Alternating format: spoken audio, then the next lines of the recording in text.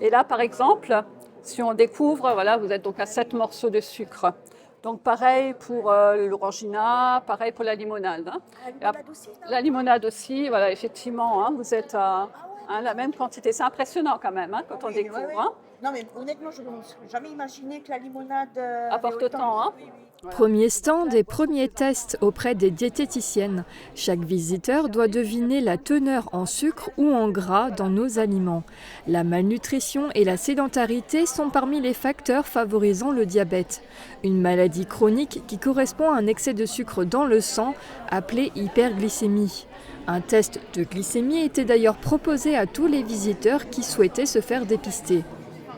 On est diabétique lorsque 2 fois de suite, à jeun, on est au-dessus de 1,26 g.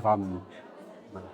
Ou si on est à 2 grammes ou plus à n'importe quel moment de la journée, on est diabétique et on va le rester pour le moment à vie parce qu'on ne guérit pas du diabète. Selon l'Association des diabétiques de Lorraine, près de 72 000 personnes sont atteintes de diabète aujourd'hui en Moselle. La Moselle a ce qu'on appelle une prévalence, c'est-à-dire un taux de diabétiques un petit peu supérieur à 7. Donc on se situe au-dessus de la moyenne nationale. Entre-temps, des progrès technologiques ont été réalisés ces dernières années pour accompagner au mieux les malades. On a maintenant ce qu'on appelle la boucle fermée depuis peu.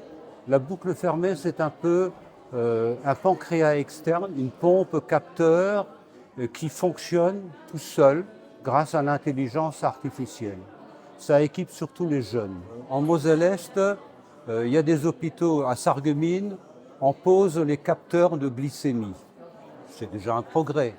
Une nouvelle journée de sensibilisation aura lieu le 18 septembre 2024 à l'Espace Cassin de Bitche.